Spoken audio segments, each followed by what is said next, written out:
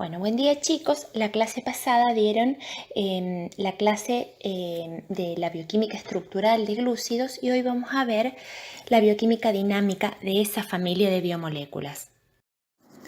Bueno, los azúcares representan una importante proporción de los alimentos de la dieta y entre ellos se encuentran predominantemente el glucógeno, el almidón.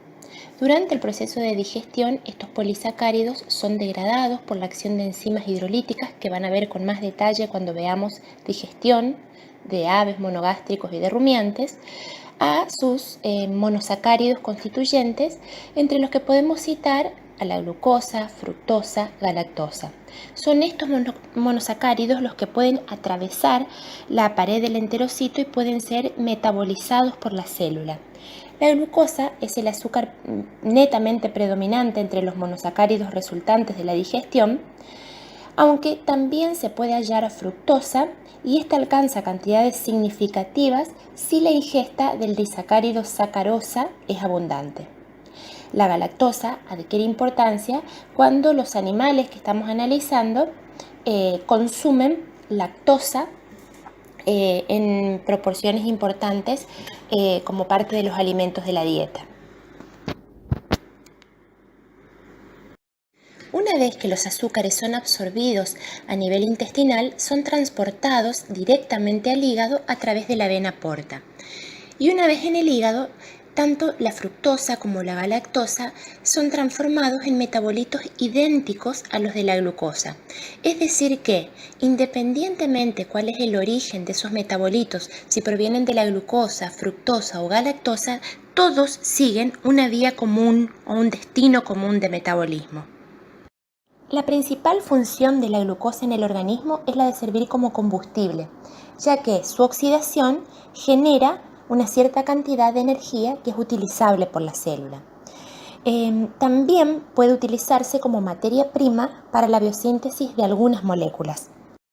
El hígado es un órgano que tiene un rol central en los procesos metabólicos. Puede captar gran proporción de la glucosa que se absorbe a través de la pared intestinal procedente de la dieta, ¿sí? Y puede almacenarla en forma de glucógeno. Esta reacción de formación de glucógeno a partir de glucosa recibe el nombre de glucógenogénesis y no es una vía metabólica que sea exclusiva del hígado. Ocurre en varios tipos de tejidos, pero los tejidos u órganos en los que más importancia tiene es hígado y músculo. Esta vía metabólica, la glucógenogénesis, es una vía anabólica de biosíntesis de moléculas que requiere el aporte de energía. Es una vía que consume energía. En el periodo postprandial, eso significa después de ingerir un alimento, el hígado no alcanza a retener la totalidad de la glucosa que proviene de la digestión. No la puede retener en forma de glucógeno. Es por ello que parte de la glucosa que llega al hígado pasa a la circulación general y de allí se distribuye al resto de los tejidos. Es importante que llegue al resto de los tejidos para que los tejidos tengan un sustrato a partir del cual puedan obtener energía, ¿sí? El glucógeno hepático se puede desdoblar para liberar glucosa a la circulación.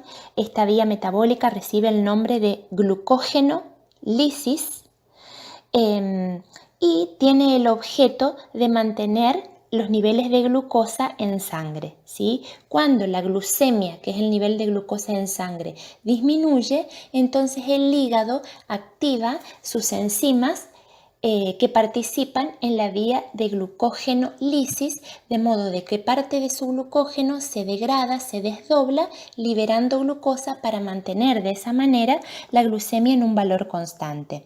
La constancia en este suministro de glucosa a los tejidos es vital, especialmente para tejidos como por ejemplo los que forman parte del sistema nervioso central, que dependen casi exclusivamente de la glucosa sanguínea para obtener energía. Bueno, vamos a estudiar ahora cómo es el ingreso de la glucosa desde la luz intestinal y cómo es captada por los enterocitos.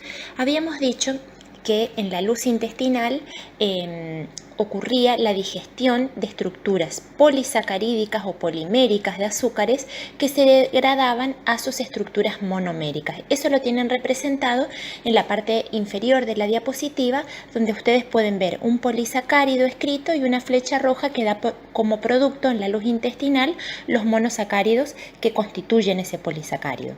Estos monosacáridos tienen una estructura química suficientemente pequeña como para poder utilizar transportadores específicos e introducirse al interior del enterocito. Para comprender cómo ocurre ese transporte es necesario recordar que en la membrana basal y lateral de los enterocitos existe una proteína que es la bomba de sodio-potasio ATPasa, que si ustedes recuerdan de ICD, lo que hace esa bomba es transportar contra gradiente de concentración sodio desde el interior hacia el exterior de la célula, a la vez que incorpora iones potasio desde el exterior hacia el interior de la célula.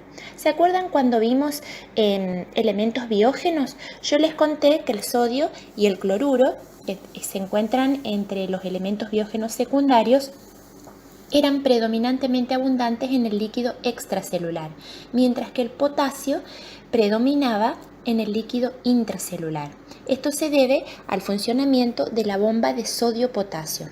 Como estos iones se transportan hacia afuera de la célula y hacia adentro en contra de un gradiente de concentración, se requiere invertir energía para que ese transporte ocurra. Se trata de un transporte activo. ¿Sí? En este caso, el transporte es posible dado que esa bomba, esa proteína, hidroliza ATP y al hidrolizar el grupo fosfato gamma de ese ATP, se libera la energía suficiente para que se produzca ese cambio conformacional que saca sodio de la célula e incorpora potasio. Es decir, que dado que existe ese gradiente de concentración, el sodio se encuentra en menor proporción en el citoplasma celular. Si uno considera el contenido de sodio que hay en la luz del intestino, que se grafica hacia la izquierda de la diapositiva, el sodio intenta entrar a través de un transportador que se llama SGLT1, ahora vamos a hablar de él con un poquitito más de detalle. Intenta entrar a favor de concentración y en su movimiento de ingreso arrastra a la glucosa, que ingresa contra gradiente de concentración. Esa proteína, que recibe el nombre de sodio-glucosa transportador o transportador de sodio-glucosa 1, se encuentra en el borde en cepillo de los enterocitos. ¿Sí? Es una proteína transmembrana que tiene un sitio que permite el reconocimiento de catión sodio y de glucosa hacia el lado extracelular, y que cuando ambos componentes ocupan el sitio de la proteína cambia la conformación y los incorpora contra gradiente de concentración la glucosa y a favor de gradiente de concentración al sodio. Esta proteína es un simportador porque transporta en la misma dirección a dos elementos diferentes, o una molécula y un ion diferentes, y lo hacen en la misma dirección. Uno va a favor de gradiente y otro va en contra. Para la glucosa es un transporte activo secundario, ¿sí? Una vez que la glucosa está en el interior del enterocito, como se encuentra en gran concentración en el interior, tiende a salir del enterocito a través de un uniportador de glucosa, que es una proteína transportadora que le permite la difusión facilitada a través de la membrana basal. ¿Sí? Ese transportador se llama GLUT2 y la glucosa sale a favor de gradiente de concentración. Haciendo un repaso de lo dado, hay dos tipos de transportes de glucosa. Un transporte activo secundario, que es el que la glucosa utiliza para entrar desde la luz intestinal hacia el interior del enterocito, y hay otro tipo de transporte que le permite a la glucosa salir del enterocito hacia los líquidos corporales, que es la difusión facilitada. En el transporte activo secundario participa el transportador de sodio-glucosa 1, que se encuentra en la membrana apical de las células epiteliales del intestino delgado, y también se encuentra un transportador parecido que se llama SGLT2, que se encuentra en la membrana apical de las células epiteliales en los túbulos renales, ¿sí? Para salir por difusión facilitada utiliza unos transportadores que se llaman GLUT. Se han identificado más de 14 GLUT, ¿sí? Que tienen diferentes localizaciones. Algunos están en algunas estirpes celulares, otras en otros. También tienen los diferentes GLUT diferentes especificidades y afinidades por los sustratos. Hay inclusive algunos transportadores que son bastante promiscuos y que reconocen tanto glucosa como fructosa o galactosa. En esta imagen se ve representado un poquito más de lo mismo que estuvimos hablando anteriormente. En la parte superior de la imagen aparece representado cómo es el transporte de glucosa a nivel renal. Fíjense que aparece representado sobre la parte derecha de la diapositiva una célula del epitelio tubular renal, así como un color marrón rojizo oscuro, y en la membrana apical ustedes ven representado una proteína llamada o indicada en la imagen como sodio-glucosa transportador 2. Esa proteína lo que hace es favorecer el transporte activo secundario de glucosa, aprovechando el gradiente a favor para el ingreso de sodio. Tal cual como lo vimos en diapositivas anteriores, la glucosa aprovecha ese gradiente a favor para el ingreso de sodio y es cotransportada hacia el interior de las células del epitelio tubular renal. Todo esto tiene un sentido y es evitar la pérdida de glucosa con la orina, ¿sí? Entonces, a la vez que se ingresa sodio a la célula del epitelio tubular renal, también se recupera glucosa evitándose que se pierda por orina. Una vez en el citoplasma de la célula renal, a través de un transportador que puede ser, por ejemplo, GLUT2, ¿sí? Pasa a la circulación general. Ese GLUT2 no es el único simportador que existen en las células del epitelio tubular. Vamos a ver en las diapositivas subsiguientes de que hay un tipo de transportador, por ejemplo GLUT1, que tiene distribución ubicua. ¿Qué quiere decir?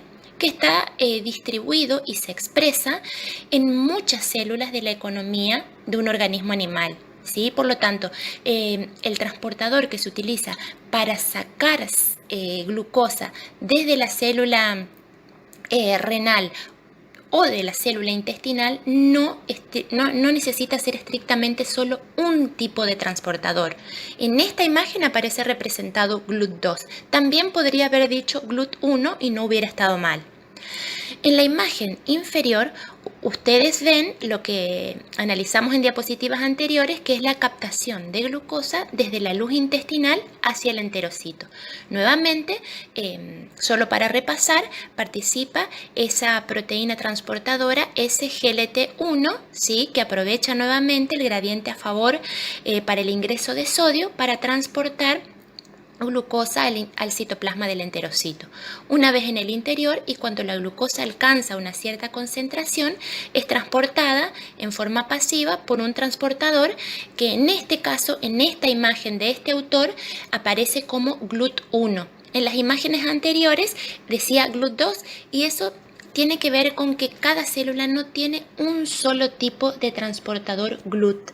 ¿Sí? Entonces, hay redundancia, que significa que las células expresan más de un tipo de transportador GLUT, que le posibilita sacar a favor de gradiente de concentración la glucosa desde el citosol celular hacia el espacio extracelular.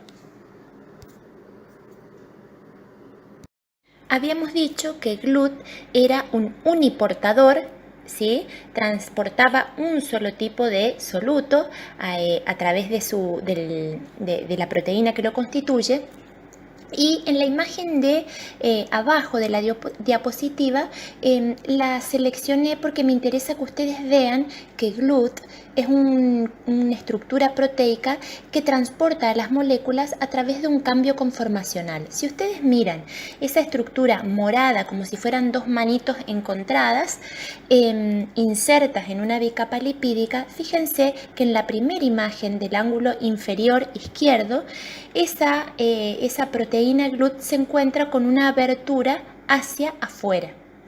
Esa oquedad, ese hueco que tiene en la parte central, es un hueco específico para glucosa. Es decir, que cuando la glucosa tome contacto con esa estructura, la proteína va a cambiar en esta segunda etapa su conformación y va a pasar a la etapa 3, en la cual se produce un cierre, un cambio conformacional y una abertura permitiendo la salida de glucosa desde un compartimento a otro. Luego de que libera la glucosa, vuelve a su estado conformacional inicial y puede volver a iniciar otro ciclo de transporte para otro monosacárido. Analicemos ahora a los transportadores GLUT. Dijimos que eran uniportadores y que había más de 14 descriptos en la naturaleza. Todos tienen un número asignado, GLUT 1, 2, 3, 4 y así siguiendo. Todos se distribuyen de manera heterogénea en los tejidos, algunos se expresan en unos tejidos y no en otros, y tienen en general diferente afinidad por su sustrato, que es la glucosa, ¿sí? Si nosotros analizamos GLUT1, ven ustedes que en la diapositiva yo les puse es ubicuo. ¿Qué quiere decir? Que se distribuye en gran parte de los tejidos, entre ellos feto, placenta, glóbulos rojos, fibroblastos, células endoteliales. Y fíjense que acá comienza a aparecer un valor de una constante que ustedes ya vieron en el tema de enzimas, que es la constante de Michaelis. ¿Alguien se acuerda qué es la constante de Michaelis?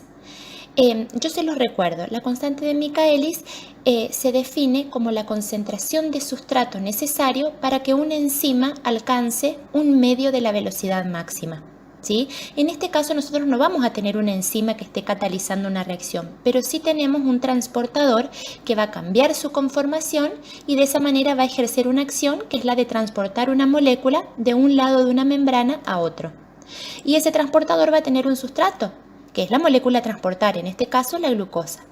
Entonces, que la constante de Michaelis sea baja significa que yo necesito muy baja concentración de sustrato, entre paréntesis glucosa, ¿sí?, para que este transportador trabaje a un medio de su velocidad. ¿Qué quiere decir? Que yo necesito poquita cantidad de glucosa para que ese transportador empiece a funcionar. Esto significa que el transportador tiene muy alta afinidad. Son inversamente proporcionales. Cada vez que yo les diga que la constante de Michaelis es baja, van a notar ustedes que les voy a decir que el transportador tiene alta afinidad por su sustrato. Y eso tiene que ver con la definición de constante de Michaelis. Si analizamos ahora a GLUT2, este se distribuye en hígado, páncreas, túbulos renales, membranas vasolaterales del intestino y sirve, en este caso, para sacar glucosa, por ejemplo, desde los enterocitos hacia los líquidos corporales. Fíjense ustedes que aquí lo que ocurre es al revés. La constante de Michaelis es alta. ¿Qué significa? Yo necesito tener una alta concentración de sustrato para que ese transportador trabaje a un medio de su velocidad. Y esto significa que poseen muy baja afinidad. Esto significa que para que la velocidad de transporte de ese transportador GLUT2 va a estar directamente relacionada con el nivel de glucosa. Cuando el nivel de glucosa sea alto, entonces va a transportar. Si el nivel de glucosa es bajo, dado que posee baja afinidad, el transporte no va a ser exitoso. Si analizamos ahora a GLUT3 se encuentra en cerebro y en nervios periféricos. Y al igual que GLUT1, tiene una constante de Michaelis baja, que significa que yo necesito baja concentración de sustrato para que la proteína trabaje a un medio de su velocidad máxima. Y esto significa que posee alta afinidad. Esto es muy bueno y muy importante de destacar. Esto asegura una continua provisión de glucosa al cerebro que depende casi exclusivamente de ella para obtener energía. Y GLUT4 se encuentra en tejido adiposo, en músculo esquelético y cardíaco, y tiene una particularidad, y es que GLUT4 es estimulado por insulina, y ahora vamos a ver esto con más detalle en la diapositiva siguiente. Entonces, dijimos en la diapositiva anterior que en el tejido adiposo, en el músculo esquelético y músculo cardíaco, la actividad de GLUT4 está regulada por la hormona insulina. Y en esta diapositiva vamos a explicar cómo es que eso ocurre. Cuando los niveles de glucosa o glucemia, si quieren, glucosa circulante en sangre, son bajos, entonces los transportadores GLUT4, pueden ver ustedes en la imagen de la izquierda, permanecen insertos en la membrana de vesículas que están en el citoplasma de la célula.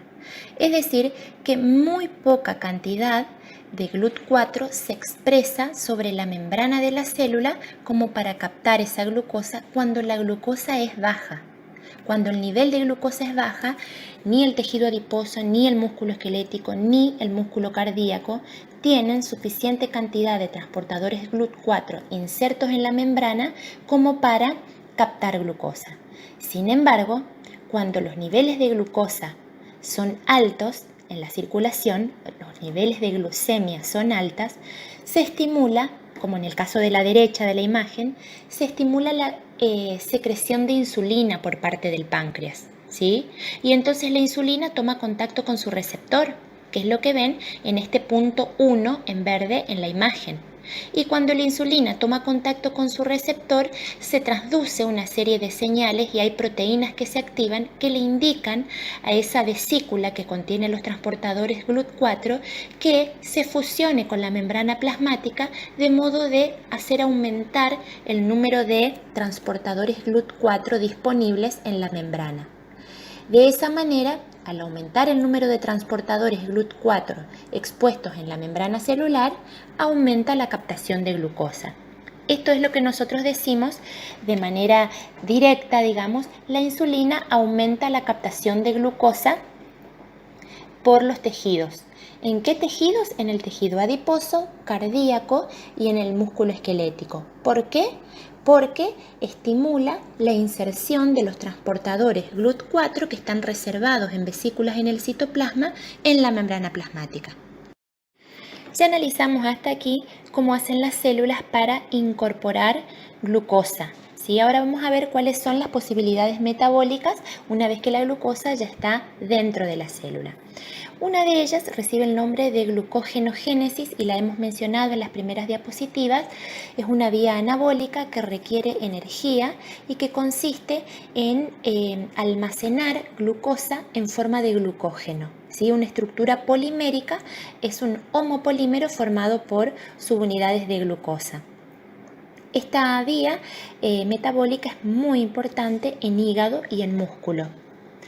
Ese glucógeno almacenado en las células en determinadas circunstancias metabólicas puede ser necesario que sea desdoblado para liberar glucosa a la circulación. Esa reacción de desdoblamiento del glucógeno con liberación de glucosa recibe el nombre de glucógenolisis. ¿Sí? En el caso del músculo, la glucógenolisis ocurre para liberar glucosa y que esa glucosa sea utilizada dentro de la misma célula muscular, mientras que cuando la glucógenolisis ocurre en el hígado, la glucosa liberada a partir de glucógeno puede ser cedida a la circulación, por ejemplo, para mantener la glucemia dentro de valores normales. O, por ejemplo, para poder aportar glucosa a otros tejidos como el sistema nervioso central, que depende casi exclusivamente de ella para obtener energía. Otra vía metabólica sería la gluconeogénesis, que es la formación de glucosa o glucógeno a partir de sustratos que no son glucídicos, como por ejemplo, como estuvimos mencionando en la clase de metabolismo de aminoácidos, esqueletos carbonados procedentes de aminoácidos que se llaman glucogénicos. o se puede obtener glucosa o glucógeno a partir de glicerol, por ejemplo, o a partir de lactato. La glucólisis es una vía metabólica que se inicia con glucosa, ocurre en el citoplasma de todas las células y genera como producto piruvato, además de una coenzima reducida y de 2 moléculas de ATP. La vía de las pentosas fosfatos es una vía alternativa de oxidación de los azúcares y tiene como importancia el hecho de que provee subunidades de ribosa que son necesarias para la biosíntesis de nucleótidos, según estuvimos viendo las clases anteriores, ¿sí? Y también provee equivalentes de reducción con enzimas reducidas que son muy necesarias para, por ejemplo, la biosíntesis de colesterol o la biosíntesis de... En última instancia, fíjense que lo dejé puesto con otro color, otra vía metabólica que pueden experimentar los metabolitos glucídicos son el ciclo de Krebs, y lo dejé en otro color porque no es estrictamente para metabolitos procedentes de un azúcar. Al ciclo de Krebs ingresa acetil-CoA, que se reacciona químicamente con oxaloacetato para dar citrato. Esa acetil-CoA puede tener diferentes orígenes. Si proviene de la descarboxilación oxidativa del piruvato, entonces podremos incluir a este ciclo como parte de una vía metabólica de un metabolito generado a partir de un azúcar. Pero la acetil-CoA también tiene otros orígenes. Por ejemplo, la beta-oxidación de los ácidos grasos, ¿sí? Y en ese caso ya no estaría dentro de una vía metabólica de glúcidos, ¿sí? Así que haciendo esa salvedad, vamos a dejar a ciclo de Krebs en este listado. Bueno, la reacción de fosforilación de la glucosa es la reacción inicial e indispensable que ocurra en todas las vías de utilización de los azúcares. Cualquiera sea el destino que la glucosa vaya a seguir luego, lo primero que tiene que ocurrir una vez que atraviesa la membrana plasmática es su reacción con un grupo fosfato procedente del ATP para generar glucosa 6-fosfato. Esta reacción es una reacción que se da acoplada a la hidrólisis del ATP. La reacción de fosforilación requiere, por un lado, un grupo fosfato procedente de la hidrólisis del ATP, pero también se requiere de la energía que se libera cuando el ATP se hidroliza para generar estos nuevos enlaces. Participan en esta reacción, catalizando la misma, un grupo de enzimas que se llaman exoquinasas y que se encuentran distribuidas o presentes en todas las células. Hay 4 isoenzimas exoquinasas. Hay unas isoenzimas que se llaman 1, 2 y 3 con número romano, que comparten algunas características comunes. Por ejemplo, son ubicuas, es decir, están distribuidas de manera inespecífica en todos los tejidos, además de ser ellas propiamente dichas inespecíficas. ¿Qué quiere decir que sean inespecíficas? Que no solamente fosforilan a la glucosa, sino que toman otros sustratos monosacáridos y los pueden fosforilar. Tienen una constante de Michaelis baja y eso significa que poseen alta afinidad por su sustrato. En tanto que la isoenzima 4 tiene un nombre particular, se llama glucoquinasa y se expresa exclusivamente en el tejido hepático y en los islotes beta del páncreas, ¿sí? Estas enzimas glucoquinasas sí son específicas, o sea, reconocen únicamente glucosa y tienen una constante de Michaelis más alta, por lo cual tienen una menor afinidad, ¿sí?, por su sustrato. Si ustedes observan la reacción química de la imagen, es una reacción prácticamente irreversible. La formación, el hecho de que sea necesario e indispensable que la glucosa sea fosforilada en una primera instancia, cuando es incorporada a una célula, al citoplasma celular, se debe a que, además de que la glucosa 6-fosfato es un compuesto más reactivo, apto para continuar con todas las series de transformaciones posteriores que se llevan a cabo en las vías metabólicas, esta transformación cumple otras funciones. Las membranas celulares son impermeables a glucosa 6-fosfato, es decir, que una vez que la glucosa es fosforilada, ya no puede salir de la célula a favor de gradiente de concentración. ¿sí? Entonces no puede difundir hacia el exterior y queda atrapada dentro de la célula, obligada a seguir cualquiera de las alternativas metabólicas que en la célula puedan ocurrir. Por otra parte, esa rápida conversión de glucosa en glucosa 6-fosfato mantiene el gradiente de concentración a favor del ingreso de glucosa. Así que si no se vería frenada por el aumento de glucosa en el interior. Esta glucosa 6-fosfato, como vamos a ver sobre el final de la clase, constituye lo que se denomina encrucijada metabólica, ¿sí? Se puede llegar a ella a partir de diferentes vías y a partir de la glucosa 6-fosfato se puede partir y se pueden utilizar o tener diferentes destinos, ¿sí? O sea que sería como una especie de rotonda a la cual llegan varios caminos y a partir de la cual salen diferentes caminos. Entonces, es una encrucijada metabólica porque tiene diferentes orígenes y porque se le puede dar diferentes destinos. Bueno, esta diapositiva es solo un resumen de lo que estuvimos hablando en la diapositiva anterior. Bueno, como decíamos anteriormente, la glucosa 6-fosfato es considerada una encrucijada metabólica y esto tiene que ver con que puede provenir de diferentes orígenes y a su vez tiene distintos destinos, ¿sí? La glucosa 6-fosfato que aparece central en esta diapositiva puede provenir, por ejemplo, de la fosforilación de la glucosa, como lo estuvimos viendo recién, o puede venir de la degradación del glucógeno o el desdoblamiento por glucogenólisis para dar glucosa. O puede provenir de una reacción de gluconeogénesis donde a partir de piruvato o lactato o glicerol, ¿sí? Se genere glucosa 6-fosfato. A la vez, la glucosa 6-fosfato puede servir como punto de partida para generar glucógeno por glucogenogénesis o para liberar glucosa por desfosforilación o para entrar a la vía metabólica de la glucólisis y dar piruvato como producto final, o servir como molde a partir del cual, no como molde, como sustrato para obtener ribosa y equivalentes de reducción en la vía de las pentosas. Entonces, vamos a comenzar a ver una de las vías metabólicas de la glucosa. Nosotros preparamos un video que los vamos a dejar un poquito más adelante, pero antes vamos a hablar de conceptos generales. La glucólisis es la principal vía de catabolismo de la glucosa. Puede ocurrir en ausencia de oxígeno y es una vía ancestral conservada no solamente en células eucariotas, sino también en células procariotas. Ocurre enteramente en el citoplasma y esto significa que todas las enzimas necesarias para catalizar las reacciones de esta vía metabólica residen en el citoplasma. Consta de 10 reacciones y básicamente consiste en transformar una molécula de glucosa que tiene 6 átomos de carbono en 2 moléculas de ácido pirúvico que tienen 3 átomos de carbono cada uno, liberando energía durante el proceso.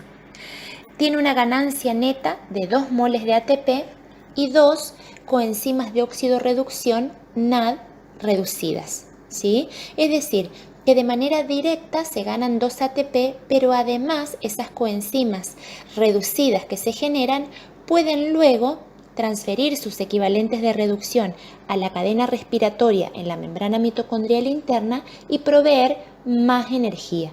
Cada NAD, como vamos a ver para el tercer parcial, puede rendir 3 ATP, o sea que si se obtienen 2 NAD, se podrán obtener 6 ATP en el mejor de los casos, más los 2 que se obtienen de manera directa y ya pueden ir haciendo una especie de balance.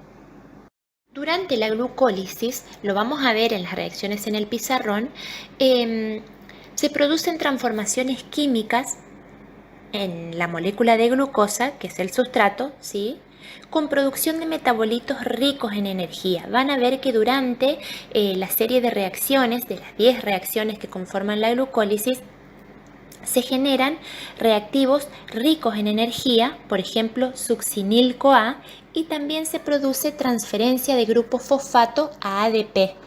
Es decir, que el ATP que se genera lo hace por un mecanismo que se llama fosforilación a nivel del sustrato. podemos considerar a la glucólisis como una vía metabólica que comprende dos fases. En una primera fase, una molécula que es una hexosa, ¿sí? La glucosa, con 6 átomos de carbono, sufre 2 fosforilaciones y termina dividida en 2 triosas, ¿sí? Y en una segunda fase, el gliceraldehído 3-fosfato, que es una de esas 2 triosas que se generan, sufre oxidación y redistribución o reordenamientos de los átomos en su molécula, formando intermediarios de alta energía que participan en la síntesis de ATP por un mecanismo que se llama fosforilación a nivel de sustrato y que consiste en la incorporación de un grupo fosfato al ADP, pero sin la participación de la cadena respiratoria. Muy bien. Lo que vamos a ver ahora son las reacciones que forman parte de la vía glucolítica o glucólisis, ¿sí? Para iniciar esta serie de reacciones podemos partir de glucosa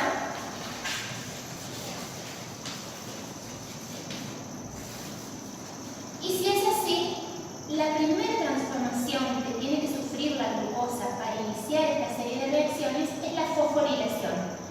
Para ello hay un grupo de enzimas que se llaman exoquinasas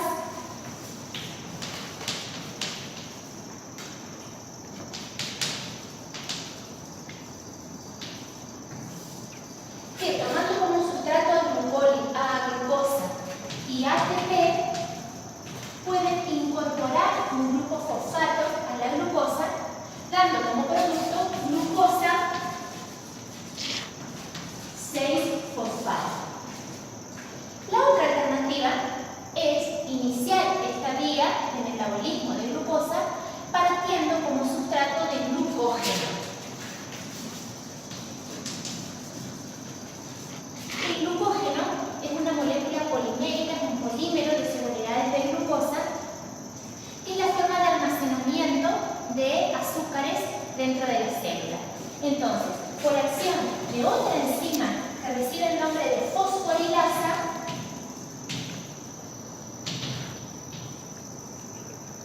libera glucosa 1-fosfato. ¿Qué diferencia hay entre la glucosa 1-fosfato y 6-fosfato? Que la glucosa 1-fosfato contiene el grupo fosfato en el carbono 1 del azúcar, mientras que la glucosa 6-fosfato tiene el grupo fosfato en el carbono número 6. Esta glucosa 1-fosfato puede interconvertirse en glucosa 6-fosfato y viceversa por acción de una enzima que se llama fosfoglucomutasa. Fosfoglucomutasa. Es decir, entonces, que una vez que nosotros tenemos glucosa 6-fosfato, habiendo gastado una molécula de ATP, es decir, que partimos de glucosa, nosotros podemos proseguir la vía metabólica, ¿sí? Vamos a hacer entonces la fórmula química de la glucosa 6-fosfato.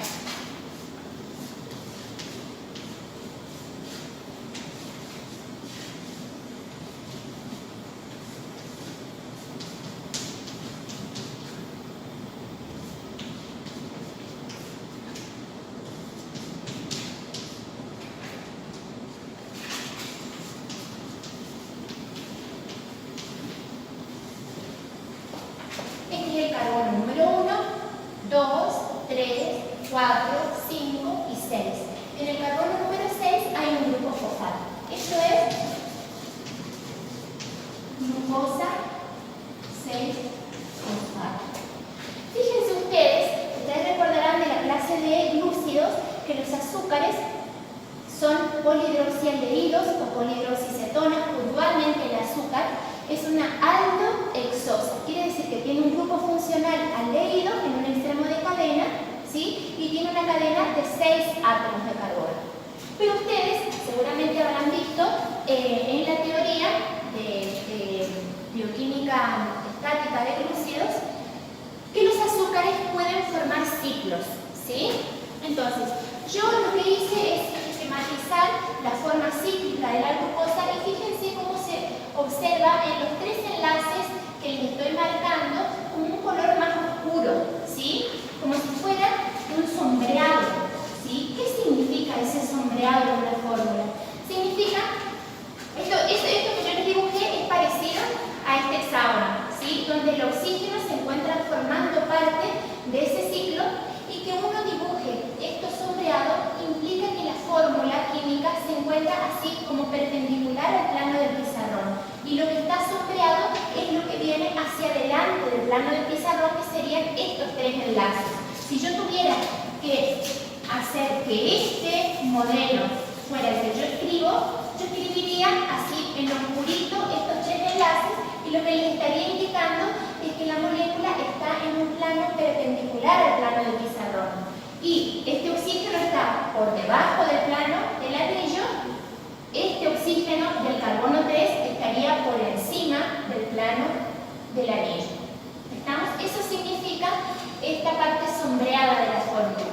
Que les repito, seguramente ustedes lo habrán visto ya en la clase de glúcidos, pero no está de más repasar. Entonces, esto es glucosa 6-fosfato. Una vez que obtenemos esta molécula, interviene una enzima que se llama fosfoglucoisomerasa.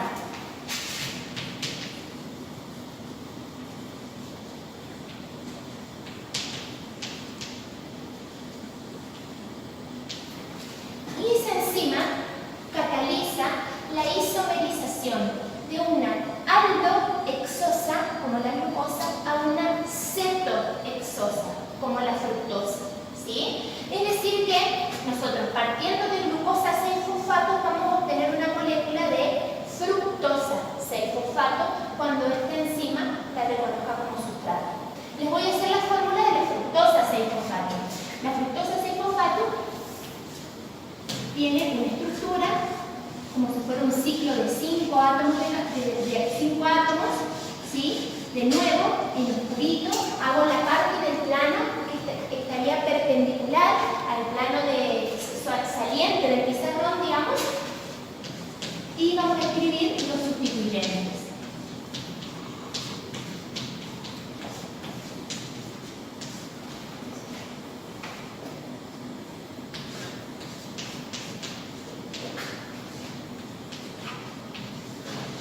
Esto es fructosa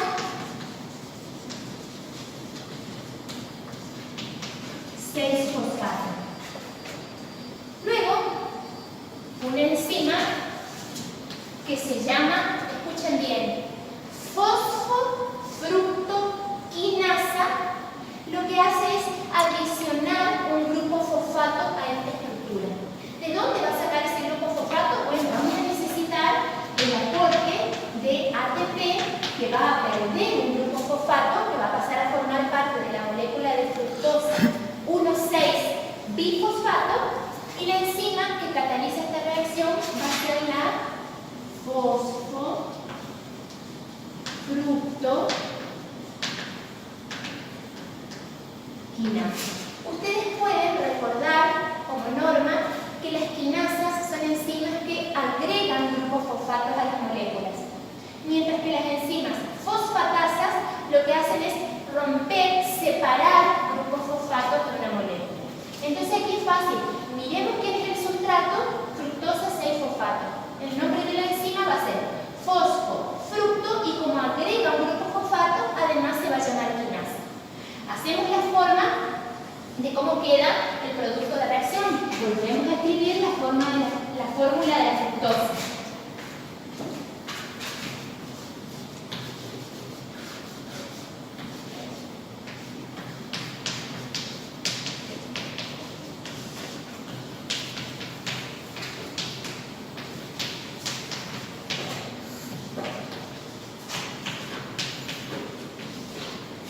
Esta molécula, que tiene 2 restos fosfatos, uno en el carbono número 1 y otro en el carbono número 6, recibe el nombre de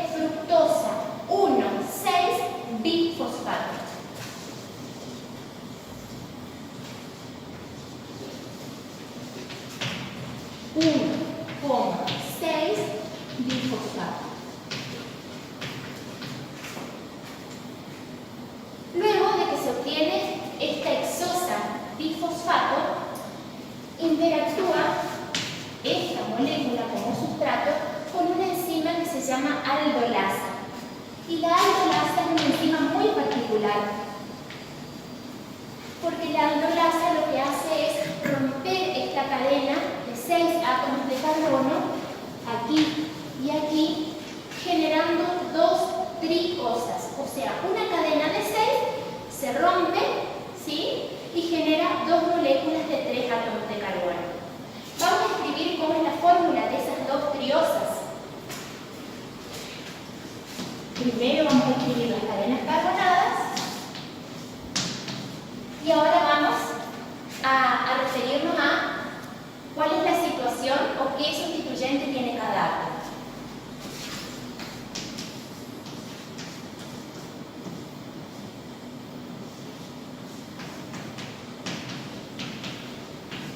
Esta primera molécula es una cetona. Se llama dihidroxiacetona fosfato o dihidroxiacetona 1-fosfato, porque el grupo fosfato está en un extremo de cadena, ¿sí? Y la siguiente molécula es un aldehído. Entonces lo que primero voy a hacer es el grupo funcional de los aldehídos.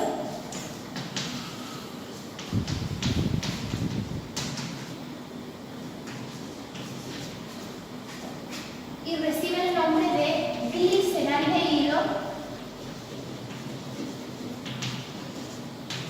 3-fosfato. Recuerden que cuando ustedes tienen una cadena carbonada, siempre el átomo de carbono que tiene el grupo funcional más oxidado, ¿sí?, es el que lleva el número 1. Este es un grupo aldehído, alcohol secundario, alcohol primario. Entonces el grupo aldehído es el grupo más oxidado, ¿sí? Este lleva el número 1, este el número 2 y este el número 3. Como derivan del glicerol, que es un trialcohol, ¿sí?, se llama gliceraldehído 3-fosfato.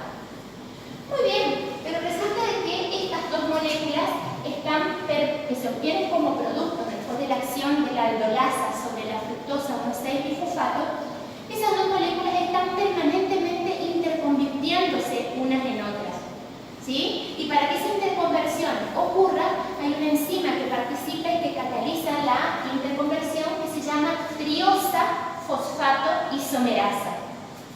Entonces, catalizan esta reacción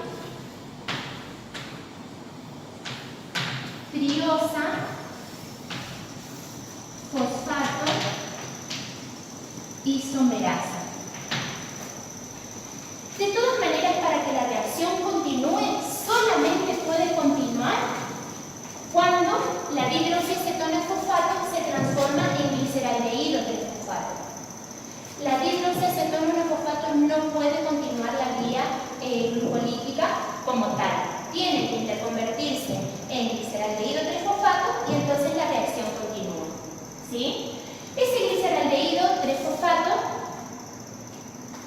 actúa como un sustrato de una enzima que se llama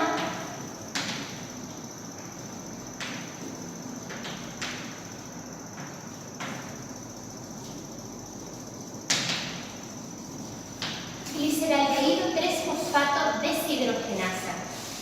Como toda deshidrogenasa, participa en reacciones de óxido-reducción. Y en todas las reacciones de óxido-reducción, estas enzimas necesitan coenzimas, ¿sí?, para poder funcionar. La coenzima que utiliza la gliceraldehído 3-fosfato deshidrogenasa es el NAD, ¿sí? Para que esta molécula se oxide, otra se tiene que reducir. El que se reduce es el NAD. Entonces, ingresa NAD oxidado y como producto se obtiene NAD reducible. Y otra cosa más que ocurre en esta reacción es la incorporación de un grupo fosfato. Pero no un grupo fosfato procedente de la hidrólisis del ATP. Un grupo fosfato libre del citoplasma es incorporado a la molécula, ¿sí? Como producto se obtiene también una estructura química con 3 átomos de carbono con una particularidad. Como interactúa una óxido-reductasa, lo que ocurre es una oxidación de esta molécula. Si un grupo aldehído se oxida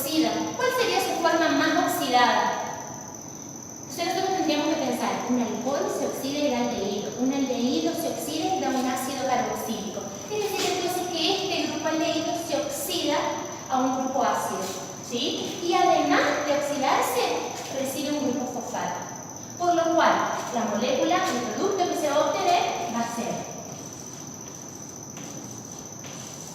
un grupo carboxilo con un grupo fosfato y el resto de la molécula queda tal cual sin sufrir ninguna modificación. Esta molécula, como deriva de un ácido, ¿sí? Y tiene dos grupos fosfatos, se va a llamar 1,3-bifosfoglicerato. 1,3-bifosfoglicerato. Esta terminación ato hace referencia a que deriva de un ácido carboxílico, ¿sí? Fíjense que acá había una función ácida, que fue fosforilado, ¿sí? Este 1,3-bifosfoglicerato entonces es el primer producto que se obtiene en esta serie de reacciones que sufren las triosas. Vamos a ver cómo continúa. Para acá venimos del 1,3-bifosfoglicerato. La enzima que va a catalizar esta reacción se llama fosfoglicerato quinasa. ¿Qué hace una quinasa? Una quinasa, ¿se acuerdan que yo les dije al comienzo? Lo que hace es agregar un grupo fosfato a una molécula. ¿A qué molécula será? Bueno, ya me adelanto. Ingresa ADP, adenosina difosfato, y se genera como producto gracias a que se le adiciona un grupo fosfato ADP. ¿Estamos? Pero ¿y de dónde sale ese grupo fosfato que aparece y que se une al ADP para generar ATP? El primer grupo fosfato que se pierde es el que les menciono aquí en rojo, el que está asociado al carbono 1. ¿Estamos? Entonces, como producto, vamos a obtener una molécula, ya no tiene más un grupo fosfato,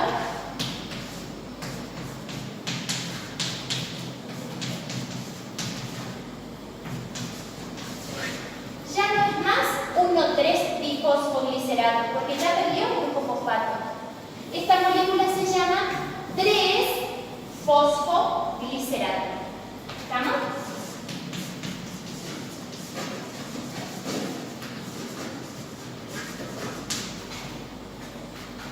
Pero ese 3-fosfoglicerato actúa como sustrato, una enzima que se llama fosfoglicerato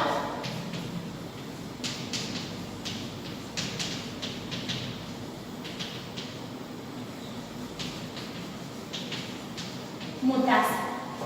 ¿Sí? Entonces, primero la fosfoglicerato quinasa y después la fosfoglicerato mutasa. ¿Qué hace esta enzima?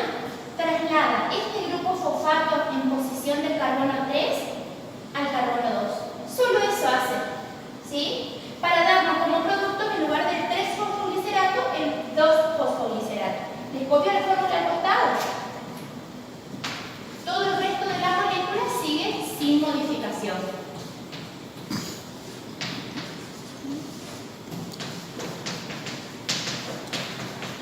Este es el 2-fosfoglicerato.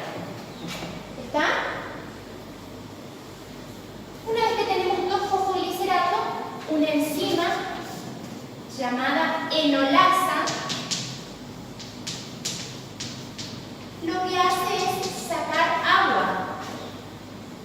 Este oxidrilo se va, este hidrógeno se va, y entonces se va a formar, como su nombre lo indica, enol.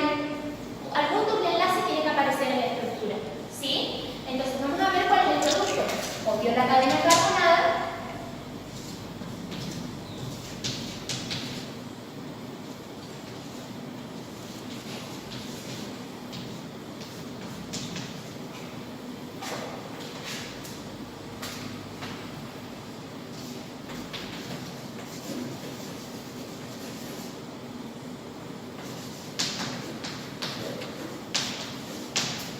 el producto es el fosfoenolpiruvato. El oxidrio con el hidrógeno generan agua y entonces para saturar las 4 valencias de los carbonos se genera un doble enlace. ¿Sí? Fíjense que al producirse este reordenamiento dentro de la molécula y esta pérdida de agua, el enlace fosfato, el enlace entre el fosfato y el oxígeno del carbono 2 cambia. Fíjense que pasa de ser un enlace covalente a ser un enlace covalente, pero que lo indicamos como si fuera un rulo. ¿Qué quiere decir que cambia eso? Significa que el enlace se transforma en un enlace de alta energía. ¿Y eso qué significa? Que cuando este enlace se rompa, catalizado por alguna enzima quinasa, se va a liberar una gran cantidad de energía que la célula puede ocupar para lo que requiera. ¿Sí? Entonces, tiene que ocurrir este reordenamiento del grupo fosfato de la posición 3 a la 2. Y luego, que está en la posición 2, se tiene que perder la molécula de agua y generar el doble enlace para poder transformar este enlace fosfato en un enlace fosfato de alta energía. Tal que cuando sea roto, ese enlace se libere energía para ser utilizada por la célula. Esta molécula de fosfoenolpiruvato es ahora el sustrato de una enzima que se llama piruvato quinasa.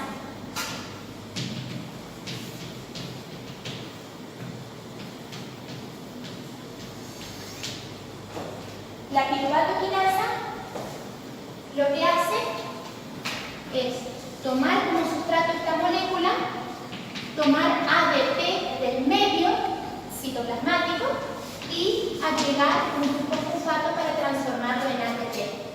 ¿Sí? Como se pierde este grupo fosfato, entonces voy a necesitar borrar un poquito.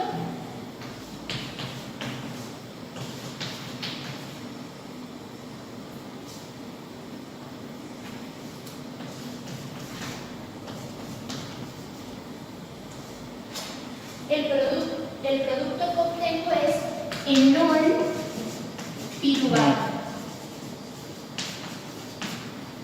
Y espontáneamente esta molécula de enol piruvato, espontáneamente, sin que se requiera de una enzima específica, se transforma en molécula de piruvato. Ocurre un reordenamiento interno y se genera piruvato. Entonces, ¿qué podemos sacar en limpio? Después nosotros en la clase teórica vamos a hacer un análisis más detallado del rendimiento energético. Pero nosotros en principio tenemos que saber que se invierten 2 moléculas de ATP para fosforilar en la primera etapa del ciclo de la glucólisis. Para fosforilar la glucosa utilizo un ATP. Y para fosforilar a la fructosa 6-fosfato y transformarla en fructosa 1,6-difosfato, gasto otra molécula de ATP.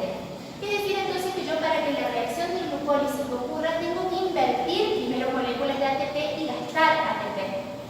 En la segunda etapa de la glucólisis, en la etapa en la cual participan las triosas fosfatos, ahí ya se comienza a recuperar y a generar ATP. ¿Cuántas moléculas de ATP se generan acá, según lo que vimos en el pizarrón? 2. Una aquí, en esta reacción, y otra aquí, en esta reacción. Podríamos preguntarnos, uy, entonces la glucólisis, yo invierto 2 moléculas de ATP y obtengo 2, no gano nada de energía. Ese es un concepto erróneo, porque en realidad yo les había dicho de que cuando el azúcar, que tiene 6 átomos de carbono, se rompe por acción de la aldolasa y se generan 2 triosas, esta etapa de aquí en adelante ocurre 2 veces por molécula de glucosa. Por molécula de glucosa yo obtengo 2 moléculas de gliceraldehído 3-fosfato. Por lo cual, esta segunda parte de la reacción va a ocurrir 2 veces. Es decir, que yo invierto 2 moléculas de ATP y gano 4 moléculas de ATP. Si pago mi deuda, lo que gasté, por cada molécula de glucosa que ingrese a esta vía metabólica, se obtienen de manera neta 2 moles de ATP. ¿Estamos hasta aquí?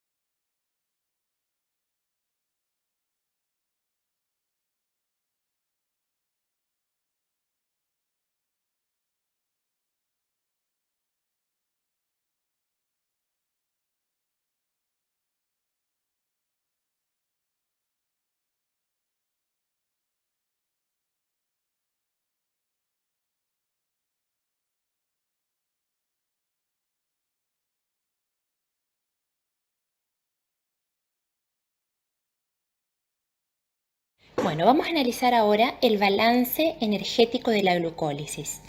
Vamos a analizar primero los moles de ATP que se invierten para que la reacción ocurra. Recuerden ustedes que la reacción inicial era la fosforilación de la glucosa, para lo cual en una reacción irreversible se hidrolizaba una molécula de ATP. ¿Sí? Así que en esa reacción de fosforilación de la glucosa se consume un ATP.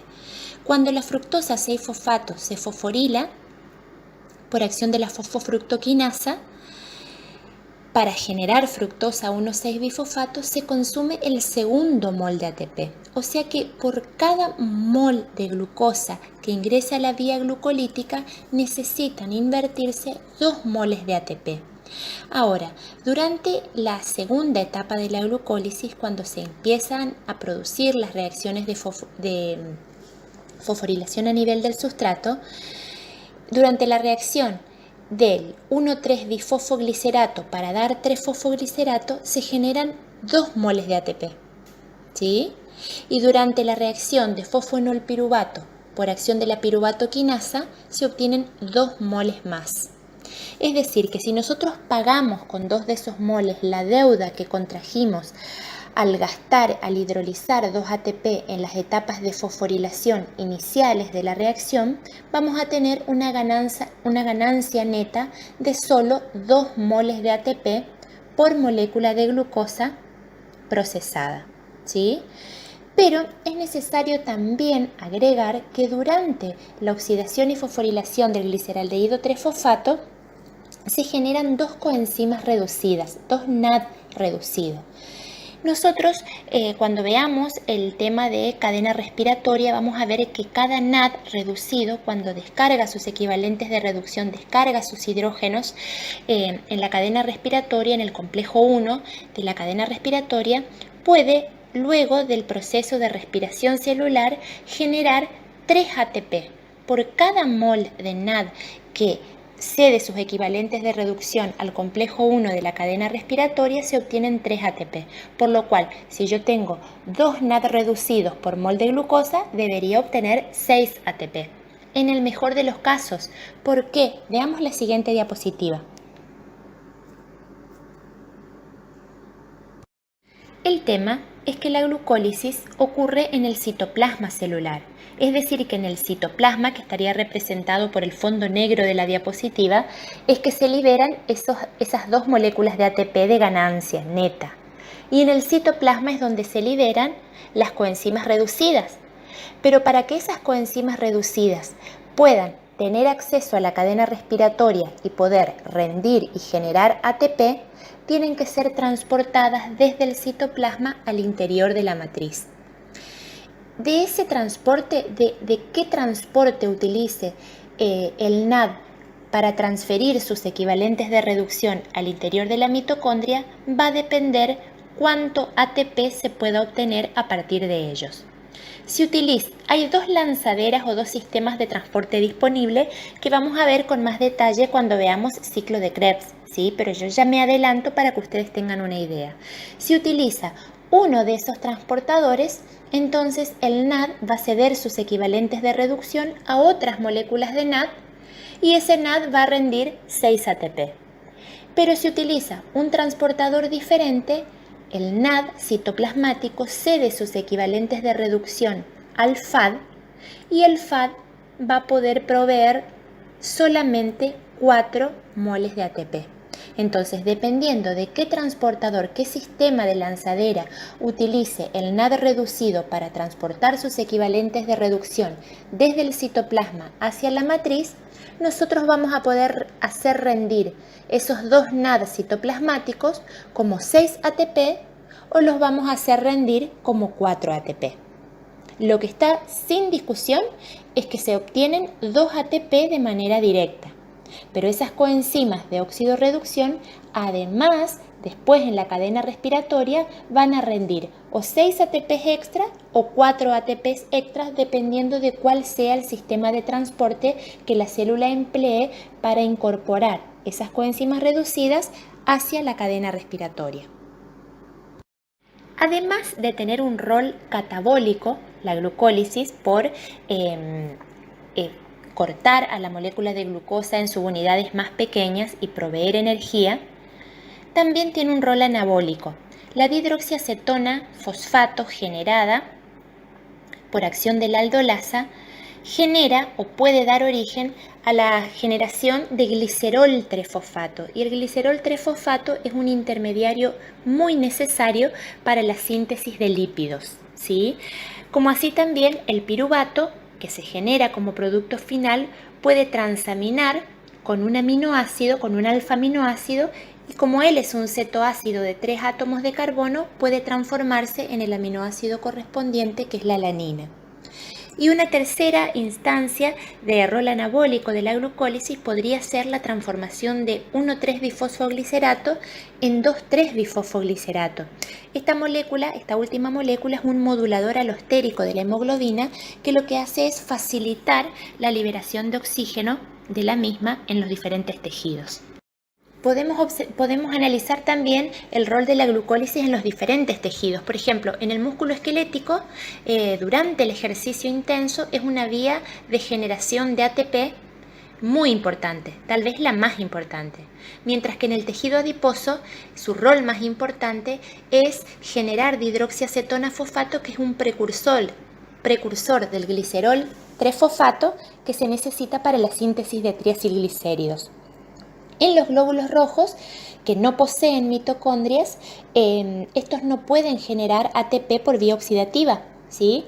Y uno de los roles importantísimos en los mismos es generar 2,3-bifosfoglicerato. Como les decía anteriormente, es un modulador alostérico de la hemoglobina que facilita la liberación de oxígeno en los tejidos. Bueno, vamos a hablar ahora del ciclo de Cori. En el músculo, el piruvato que se genera como producto de la glucólisis es oxidado completamente a dióxido de carbono y agua cuando hay un abundante aporte de oxígeno. Pero durante el ejercicio intenso, la provisión de oxígeno no alcanza para que ocurra esa oxidación de piruvato a dióxido de carbono y agua, por lo cual el piruvato se reduce a lactato y este, a través de la circulación, llega hasta el hígado. Una vez en el hígado, vayan siguiendo ustedes la flecha verde, una vez en el hígado, el lactato actúa como sustrato para la biosíntesis de glucosa y este exceso de glucosa se almacena en forma de glucógeno. ¿Sí? Habíamos dicho que el hígado era uno de los principales reservorios de glucosa en forma de glucógeno. Cuando los niveles de glucosa sanguínea disminuyan, entonces el hígado, a través de la vía metabólica denominada glucógeno-lisis, desdobla moléculas de glucógeno liberando glucosa que pasan a través de la circulación hasta llegar al músculo.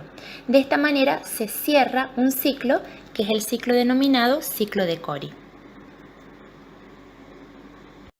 Otro ciclo que vamos a ver es el ciclo de glucosa-alanina. Este ciclo tiene lugar entre el músculo y el hígado, al igual que el ciclo de Cori, y tiene como objeto mantener los niveles de glucemia constantes durante el periodo entre dos comidas sucesivas. En el músculo, la glucosa, a través de la vía glucolítica, da como producto piruvato. Este piruvato en el músculo puede transaminar, es un alfa-cetoácido que puede transaminar, por ejemplo, con glutamato para dar alanina. La alanina, a través de la circulación, llega al hígado, donde nuevamente transamina con un alfa-cetoácido para regenerar el piruvato original. Ese piruvato, por gluconeogénesis, puede servir como sustrato para la biosíntesis de glucosa, la cual a través de la circulación sanguínea puede llegar al resto de los tejidos y de esa manera cerrar este ciclo.